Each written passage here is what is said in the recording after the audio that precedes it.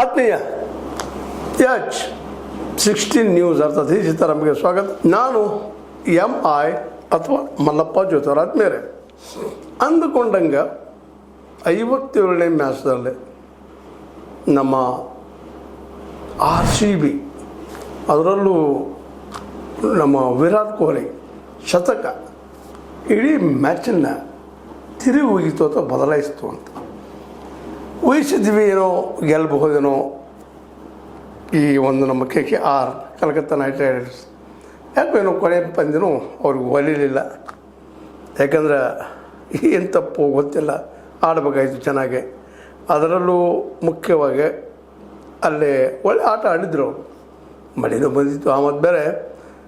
ಅದರಲ್ಲೂ ಮುಖ್ಯವಾಗಿ ನಮ್ಮ RCB ಟಾಸ್ ಗೆದ್ದ, ಫೀಲ್ಡಿಂಗ್ ಹಾಕ್ಕೊಂಡಿತ್ತು. ಆ ದಿಶೆಯಲ್ಲಿ ಆರಂಭದ ಒಂದಿಷ್ಟು ಆಘಾತ ಅನಿಪಿಸ್ತು KKR. ಬಟ್ ಅಲ್ಲಿಯ ರಘುವಂಶಿ ಮತ್ತು ರಿಂಕು ಸಿಂಗ್ ಇಬ್ಬರು ಜಬರ್ದಸ್ತಾಗಿ ಆಡಿದರು.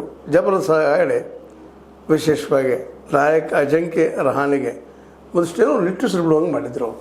ಇಬ್ಬರು ಕೂಡ ಚೆನ್ನಾಗಿ ಆಡಿ ಒಳ್ಳೆ ಹೊಡೆತ ಕೊಟ್ಟ ಮತ್ತು ಒಳ್ಳೆಯ ಸ್ಕೋರು ಮಾಡಿದರು. ಏನಂತ ಕೆಟ್ಟ ಸ್ಕೋರ್ ಏನಲ್ಲ, 192 ರನ್ ಹೊಡೆದಿದ್ರು. ಈಗ ಗೆಲ್ಲಬಹುದೇನೋ ಅಂತ ಎಲ್ಲರಿಗೂ ಆಸೆ. ಆದರೆ ನಿನ್ನೆ ಮ್ಯಾಚ್ದಲ್ಲೇ ವಿರಾಟ್ ಕೊಹ್ಲಿ ತನ್ನ ಬ್ಯಾಟನ್ನು ಗಜ ಹಂಗೆ ಎಲ್ಲ ಕಡೆ ತಿರುಗಿಸಿ ಹೊಡೆದ್ಬಿಟ್ರು. ಸೆಂಚುರಿ ಹೊಡೆದ್ರು, ಗೆದ್ದರು.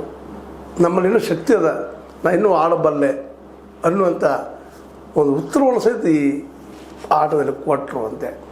ಅವರ ಹೆಸರಿಗೆ ತಕ್ಕಂಗೆ ಆಟ ಆಡಿದರು. ನಿನ್ನೆ ಮ್ಯಾಚನ್ನು KKR ಕೈಯಿಂದ ಕಸ್ಕೊಂಡು ಹೋಗಿಬಿಟ್ರು ಅಂತಂದರೂ ಅಡ್ಡಿ ಇಲ್ಲ. ಯಾಕಂದ್ರೆ ಅವರು ಆಡದೆ ಹೋಗಿದ್ರೆ ಕಷ್ಟ ಇತ್ತು. ನಿನ್ನೆದು RCB ಸೋಲೋ ಸಾಧ್ಯತೆ ಹೆಚ್ಚಿದ್ದು. ಆದರೆ ಅವರು ಆಡೆ ನಿನ್ನೆ ಮ್ಯಾಚನ್ನು ಗೆಲ್ಲಿಸಿಕೊಟ್ರು. ಯಾಕಂದ್ರೆ ಜಲ್ದಿ ಪಾಟೀದಾರ್ ಅವರು ಸಹ ಜಲ್ದಿ ಔಟಾಗಿ ಹೋಗಿದ್ದರು, ಹೇಳ್ಕೊಳಂಗೆ ಆಡಿರಲಿಲ್ಲ. ಇನ್ನುಳಿದವ್ರು ಸಹ ಸರಿಯಾಗಿ ಕೋಪ್ ಆಗಿರಲಿಲ್ಲ. ಬಟ್ ನಮ್ಮ ಇವರೇನಪ್ಪ ಅಂತಂದ್ರೆ ವಿರಾಟ್ ಕೊಹ್ಲಿ ಅವರ ಆಟ, ಇನ್ನುಳಿದ ಒಂದಿಬ್ಬರು ಆಟ ಇಡೀ ಮ್ಯಾಚನ್ನು ಟರ್ನ್ ಮಾಡಿತು, ಕೊನೆಗೆ ಗೆಲ್ಲಿಸ್ತು, ಗೆದ್ಕೊಂಡು ತೊಗೊಂಡು ಹೋಗ್ಬಿಟ್ರು ಅನ್ನುವಂಥದ್ದು. ಅಂದ್ರೆ ಈಗ ಟಾಪ್ ಆಫ್ ದ ಟೇಬಲ್ದಲ್ಲಿ ಈ ಸದ್ಯ RCB ಅದ. ಯಾಕಂದ್ರೆ ಆಡಿದಂತಹ ಈ ಒಂದು 12 ಮ್ಯಾಚ್ಗಳಲ್ಲೇ ಅವರು ವಿಶೇಷವಾಗಿ 8 ಗೆದ್ದಿದ್ದಾರೆ, 4 ಸೋತಿದ್ದಾರೆ. 16 ಆಗ್ಯದ ಪಾಯಿಂಟ್ ಅವ್ರ ಟೇಬಲ್ಲ. ಸ್ವತಂತ್ರವಾದ ಮೀಡಿಯಾಗೆ ಬೇಕಾಗಿರುವುದು ಸ್ವತಂತ್ರ ಧ್ವನಿ. ಆ ಸ್ವತಂತ್ರ ಧ್ವನಿ ಉಳಿಸಲು ನೀವು ಮಾಡಬೇಕಾದದ್ದು ಇಷ್ಟೇ. ಅದೇನಪ್ಪಾ ಅಂತಂತಂದ್ರೆ ನಿಮ್ಮ ಕೈಲಾದಷ್ಟು ಸಹಾಯ ಈ ಚಾನಲ್ಗೆ ಮಾಡಿ ಹಾಗೂ ನಿಮ್ಮ ಧ್ವನಿಯನ್ನು ಕಾಪಾಡಿಕೊಳ್ಳಿ. GT ಜೊತೆಗೆ ಕೂತಾರೆ, ಟಾಪ್ 4 ಕೂತಿದ್ದಾರೆ. GT ಜೊತೆಗೆ ಹೋಗಿ ಕುಳಿತುಕೊಂಡ್ರು ಅಂತೆ. ಅವ್ರಿಗಿಂತ ರನ್ ರೇಟ್ ಚೆನ್ನಾಗಿದೆ. GTಗಿಂತಲೂ ಟಾಪರ್ ಇವರಾಗಿದ್ದಾರೆ. ಟಾಪ್ 4ದೊಳಗೆ ಹೆಚ್ಚು ಕಡಿಮೆ ಬಂದಂಗೆ ಆಯಿತು. ಇವರು ಸ್ಥಾನಿನ ಅಬಾಧಿತ ಟಾಪ್ 4ದೊಳಗೆ ಇವರಿಗೆ ಹೆಚ್ಚಿನ ಅವಕಾಶ ಸಿಕ್ಕಂಗಾಯಿತು ಅಂತೇಳಿ. ಇನ್ನು ಕೊನೆಯ 2 ಮ್ಯಾಚ್ ಆಡುವಂಥದ್ದು ಏನಾದರೂ ಬರ್ತದಲ್ಲ, ಇದು ಟಾಪ್ ಆಫ್ ದ ಟಾಪ್ ಆಗ್ತದೆ. ಒಂದು ನೋಡೋಣ ಮುಂದಿನ ಮ್ಯಾಚ್ ಏನಾಗ್ತದೆ ಅಂತೇಳಿ. ಬಟ್ RCB ಮಾತ್ರ ಗೆದ್ದದ. ಇಡೀ ಬೆಂಗಳೂರಿಗೆ ಜನಕ್ಕೆಲ್ಲ ಒಂದು ಖುಷಿ ಕೊಟ್ಟು ಹೋಗ್ಬಿಟ್ಟದ. ಅದರಲ್ಲೂ ಮುಖ್ಯವಾಗಿ ಈ ನಮ್ಮ ಮಾಜಿ ಕ್ಯಾಪ್ಟನ್ ಅದರಲ್ಲೂ ವಿರಾಟ್ ಕೊಹ್ಲಿ ಅವರು ಸೆಂಚುರಿಯಿಂದಾಗಿ ಇಡೀ ಈ RCB ಟೀಮನ್ನು ನೋಡುವಂಥ ಪ್ರಿಯರು ಖುಷಿಯಾಗಿದ್ದಾರೆ. ಇನ್ನು ಇವತ್ತಂತೆ ಗೊತ್ತದ ನಿಮಗೆ, Punjab Kings versus Mumbai Indians. Mumbai Indians ಅಂತೂ ಹೊರಗೆ ಹೊಂಟಿದ್ದಾರೆ, ಎಲ್ಲರಿಗೂ ಗೊತ್ತಿದ್ದ ವಿಷಯ ಇದೆ. ಏಕ್ದಮ್ ತಳಗೆ ಬಂದುಬಿಟ್ಟಿದ್ದಾರೆ ಟೀಮ. ಇವತ್ತು ಈ ರೀತಿ ದುಸ್ಥಿತಿಗೆ ಬರ್ತದಂತ ಯಾರೂ ಆರಂಭದಲ್ಲಿ ತಿಳ್ಕೊಂಡಿರಲಿಲ್ಲ. ಬಟ್ ಇದು ಕ್ರಿಕೆಟ್, ಯಾರೊಬ್ಬರು ಸರ್ವಾಧಿಕಾರಿ ಆಗಲಿಕ್ಕೆ ಸಾಧ್ಯ ಇಲ್ಲ. ಒಬ್ಬರೆಲ್ಲ ಅವ್ರು ಮತ್ತೆ ಹೊಸದಾಗಿ ಹುಟ್ಟುತ್ತಾನೆ ಇರ್ತಾರೆ, ಬರ್ತಾ ಇರ್ತಾರೆ. ಆ ದಿಶೆಯಲ್ಲೇ ಮೋಸ್ಟ್ಲಿ ಕೊನೆ ಹಂತಕ್ಕೆ ಬಂದು ಹತ್ತಾ ಇದ್ದಾರೆ. ಇದು 12ನೇ ಪಂದ್ಯ ಆಗ್ತದೆ ನಮ್ಮ ಮುಂಬೈ ಇಂಡಿಯನ್ಸ್ಗೆ. ಅದೇ ಕಾಲಕ್ಕೆ ನಮ್ಮ PBKSಗೆ ಅಂದ್ರೆ ಪಂಜಾಬ್ ಕಿಂಗ್ಸ್ಗೂ 11ನೇ ಮ್ಯಾಚ್ ಆಗ್ತದೆ. ಇನ್ನೂ 2-3 ಆಗ್ಬೋದು ಮ್ಯಾಚ್ಗಳು. ಅದ್ರಲ್ಲಿ ಏನಾಗ್ಬೋದು, ಏನಾದರೂ ಮುಂಬೈ ಇಂಡಿಯನ್ಸ್ ಮುಂದಿನ ಎಲ್ಲ ಮ್ಯಾಚ್ ಗೆದ್ದರೂ ಬರೋ ಸಾಧ್ಯತೆಗಳು ಕಷ್ಟ ಪ್ಲೇ ಆಫ್ಗೆ. ಆದರೆ ಪಂಜಾಬ್ಗೆ ಮಾತ್ರ ಇವತ್ತು ಗೆಲ್ಲೇಬೇಕಾದಂಥದ್ದು, ಪುಟ್ಟದ ತನ್ನ ಶಕ್ತಿ ತೋರಿಸಲೇಬೇಕಾದಂಥದ್ದು ಅನಿವಾರ್ಯತೆ. ಶ್ರೇಯಸ್ ಅಯ್ಯರ್, ಇಶಾನ್ ಕಿಶನ್ ಅವರಿಗೆ, ಇನ್ನುಳಿದ ಒಳ್ಳೆಯ ಆಟಗಾರರಿಗೆ, ಆ ಫೀಲ್ಡ್ದಲ್ಲಿ ಇದ್ದಂಥವ್ರಿಗೆ, ಕಿಂಗ್ಸಲ್ಲಿ ಇದ್ದಂಥವ್ರಿಗೆ ಆರಂಭದಲ್ಲಂತೂ ಸಾಕಷ್ಟು ಏನಪ್ಪ ಅಂತಂದ್ರೆ ಗೆದ್ಕೋದು ಬಂದಿದ್ದರು. ಸೋಲ ಇಲ್ಲದ ಸರ್ದಾರಪ್ಪ ಇವರು ಅನ್ನೋದ್ರೊಳಗೆ ಒಮ್ಮೆಲೆ ಸತತ 4 ಸೋತ್ಬಿಟ್ರು ರೆಗ್ಯುಲರಾಗಿ. ನಾವಿನ್ನು ಕಡಿಮೆಲ್ಪ ಸೋಲುವುದರಲ್ಲ ಅಂತೇಳಿ ಪಂಜಾಬ್ ಕಿಂಗ್ಸ್ ಇದ್ದವ್ರು ಎಕ್ದಮ್ 4ನೇ ನಂಬರ್ಗೆ ಬಂದಿದ್ದಾರೆ ಇವತ್ತೇನಾದರೂ ಸೋತಿರೋದು ಮುಂಬೈ ಇಂಡಿಯನ್ಸ್ ಸಾಮಾನ್ಯ ಟೀಮ್ ಅಲ್ಲ, ಇವಾಗ ಗೊತ್ತಿದ್ದಾಗ ಒಳ್ಳೆ ಆಟಗಾರ ಅಲ್ಲಿದ್ದಾರೆ. ಇನ್ನು ಕ್ಲಿಕ್ ಆಗಬೇಕಾಗಿದೆ ಅಷ್ಟೇ, ಮೊದಲು ಕ್ಲಿಕ್ ಆಗಿ ಒಳ್ಳೆ ಆಟ ಆಡಿದ್ದಾರೆ ಅಂದ್ರೆ ಅವ್ರ ಹೆಸರು ತಕ್ಕಂಗೆ ಆಟ ಆಡಿದ್ದಾರೆ. ಸೂರ್ಯಕುಮಾರ್ ಯಾದವ್ ಆಗಿರ್ಬೋದು, ಅದೇ ಕಾಲಕ್ಕೆ ನಮ್ಮ ಪಾಂಡ್ಯ ಆಗಿರ್ಬೋದು, ಇನ್ನೂರು ಆಟಗಾರರು ಭಾಳ ಅದ್ಭುತ ಇದ್ದಾರಲ್ಲೇ, ಬೌಲರು ಚೆನ್ನಾಗಿದ್ದಾರೆ. ಅವರೆಲ್ಲರೂ ಕ್ಲಿಕ್ ಆದ್ರಪ್ಪ ಅಂತಂದ್ರೆ ಮೋಸ್ಟ್ಲಿ ಈ ನಮ್ಮ ಶ್ರೇಯಸ್ ಅಯ್ಯರ್ ಕಿಂಗ್ಸ್ಗೆ ತೊಂದರೆ ಕೊಡೋದ್ರಲ್ಲಿ ಸಮಸ್ಯೆನೇ ಇಲ್ಲ. ಕೆಳಗಿದ್ದಾರಪ್ಪ ಅವ್ರು ಆಟ ಇಲ್ಲ ಅಂದ್ರೆ ಫಾರ್ಮ್ದಲ್ಲಿಲ್ಲ ಅವ್ರು ಅಷ್ಟೇ, ಅದು ಒಳ್ಳೆಯ ಆಟಗಾರರು, ಹೆಸರಾಂತ ಆಟಗಾರರು ಎಲ್ಲರೂ ಇದ್ದಾರಲ್ಲ, ಅವರೆಲ್ಲರೂ ತಮ್ಮ ಹೆಸರು ತಕ್ಕಂಥ ಆಟ ಆಡಿದರೆ ಮಾತ್ರ ಇವತ್ತಿನ ಮ್ಯಾಚ್ದಲ್ಲೇ Kings top of the top 4 ಒಳಗೆ ಬರ್ತಾರ ಅನ್ನೋ ಸಂಶಯ ಅದ. ಯಾಕಂದ್ರೆ ಈಗಾಗಲೇ ಭಾಳಷ್ಟು ನಿರಂತರ 4 ಮ್ಯಾಚ್ಗಳನ್ನು ಸುತ್ತ ಕೆಳಗೆ ಬಂದಾರೆ, 4 ನಂಬರ್ ಬಂದರೆ ಇವತ್ತು ಮತ್ತೆ ಸೋದ್ರಪ್ಪ ಮತ್ತೆ ನೆಕ್ಸ್ಟ್ ಕೈ ಹಿಡಿತಾರೆ. ಹೀಗಾಗಿ ಅವ್ರಿಗೆ ಮುಂದಿನ ಮ್ಯಾಚ್ಗಳು ಇನ್ನೂ ಕಷ್ಟ ಆಗ್ತಾವೆ. ಅದಕ್ಕೆ ಈಗ ಅನಿವಾರ್ಯವಾಗಿ ಗೆಲ್ಲುವ ಸ್ಥಿತಿಗೆ ನಾವು ಗೆಲ್ಲಬೇಕು.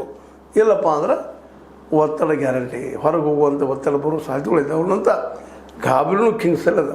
ಈ ಗಾಬರಿಯಿಂದಾಗಿ ಏನಾದರೂ ಸೋಲ್ಬೇಕು ಅವರು, ಆದರೆ ಅವರ ಮೆರಿಟ್ ತಕ್ಕಂಗೆ ಆಟದ ಒಂದು ಗುಣಮಟ್ಟದ ನಾವು ನೋಡಿದಪ್ಪ ಅಂತಂದ್ರೆ ಅವ್ರು ಗೆಲ್ಲಬೇಕು. ಇವತ್ತಿಂದ ಗೆಲ್ತಾರ ಅನ್ನೋ ಪ್ರಶ್ನೆ ಅದ. ಏನೂ ಇರಲಿ, ಈಗ RCB ಟಾಪ್ ಆಗ್ಯದ, ರನ್ ರೇಟ್ ಇರ್ಬೋದು, ಮತ್ತೇನಿರ್ಬೋದು. GTಗಿಂತಲೂ ಮೇಲಕ್ಕೆ ಹೋಗ್ಯದ. GTನೂ ಈಗಾಗಲೇ 12 ಮ್ಯಾಚ್ ಆಡೆ ಅದು ಟಾಪ್ 16 ಪಾಯಿಂಟ್ ತೊಗೊಂಡದ. ಇವತ್ತು ಇದು ನೋಡಿದ್ರೆ RCB 12 ಆಡ್ಯದ, ಅದು ಏನಪ್ಪ ಅಂತಂದ್ರೆ ಒಳ್ಳೆ ಮ್ಯಾಚ್ ಆಡ್ಯದ. ಈಗಾಗಲೇ ಅದು 14 ಅದು 16 ಪಾಯಿಂಟ್ ಆಗ್ಯದ. ಇವತ್ತಿನ ಅವರು ರನ್ ರೇಟ್ ನೋಡಿದ್ರೆ ಟಾಪ್ ಅವರು ಆಗೋ ಸಾಧ್ಯತೆಗಳಿದ್ದಾವೆ. ಇನ್ನು ಮುಂದಿನ ಮ್ಯಾಚಲ್ಲಿ ಯಾವ ರೀತಿ ಪಡಿತಾವೆ, ಯಾವ ರೂಪದಲ್ಲಿ ಯಾರು ಗೆಲ್ತಾರೆ, ಯಾರು ಸೋಲ್ತಾರೆ, ಅದು ಬೇರೆ ವಿಷಯ. ಏನೂ ಇರಲಿ, ಈ 2 ಮ್ಯಾಚ್ಗಳು, ಒಂದು ಆದದ್ದು ಒಂದು ಇವತ್ತು ಆಗುವಂಥದ್ದು. ಇನ್ನು 58ನೇ ಮ್ಯಾಚ್ ಇವತ್ತು ನಡೆಯುವಂಥದ್ದು. 58ನೇ ಮ್ಯಾಚ್ನಲ್ಲೇ ಶ್ರೇಯಸ್ ಅಯ್ಯರ್ ಅವರ team Punjab Kings at any cost ಗೆಲ್ಲಲೇಬೇಕು ಅನ್ನುವಂತಹ ಒಂದು ಪರಿಸ್ಥಿತಿಗೆ ದುಸ್ಥಿತಿಗೆ ಬಂದಂಥದ್ದು. ಆದರೆ ಅದೇ ಕಾಲಕ್ಕೆ ಮುಂಬೈ ಇಂಡಿಯನ್ಸ್ ಸೋತರು ಒಂದು ಗೆದ್ದರು ಒಂದು ಏನು ಡಿಫ್ರೆನ್ಸ್ ಇಲ್ಲ ಅವರಲ್ಲೇ. ಸಹಜವಾಗಿ ಆಡೋದಕ್ಕೆ ಅವ್ರಿಗೆ ಅವಕಾಶಗಳಿದ್ದಾವೆ. ಕ್ರಿಕೆಟ್ನಲ್ಲಿ ಸಹಜ ಮತ್ತು ಗಂಭೀರವಾಗಿ ಜೊತೆಗೆ ತಮ್ಮನ್ನು ತೊಡಗಿಸ್ಕೊಂಡು ಆಡಿದರೆ ಜಯ ನಿಶ್ಚಿತ ಅಂತ. ಯಾವಾಗಲೂ ಇಲ್ಲಿ ಗೆಲ್ಲಲೇಬೇಕು ಅಂತ ಒತ್ತಡ ಅಂತ ಕಿಂಗ್ಸ್ ಮೇಲದ, ಇವ್ರ ಮೇಲಿಲ್ಲ. ಆ ಒತ್ತಡದ ಅವ್ರ ಔಟಾಗಿ ಹೋಗ್ಬೋದು. ಇವ್ರಿಗೆ ಒತ್ತಡ ಪ್ರಶ್ನೆ ಇಲ್ಲ, ನಾವು ಔಟ್ ಆದರೂ ಔಟ್ ಆಗದಿದ್ರು ಔಟ್ ಆಗಿ ಗ್ಯಾರಂಟಿ ಅಂತ ಗೊತ್ತದ. ಒಳ್ಳೆಯ ನ್ಯಾಚುರಲ್ ಆಟ ಆಡೋದಕ್ಕೆ ಸಾಧ್ಯತೆಗಳಿದ್ದಾವೆ. ಆದರೆ ಅದನ್ನು ಮುಂಬೈ ಇಂಡಿಯನ್ಸ್ ಸಾಧಿಸ್ಬೇಕಷ್ಟ.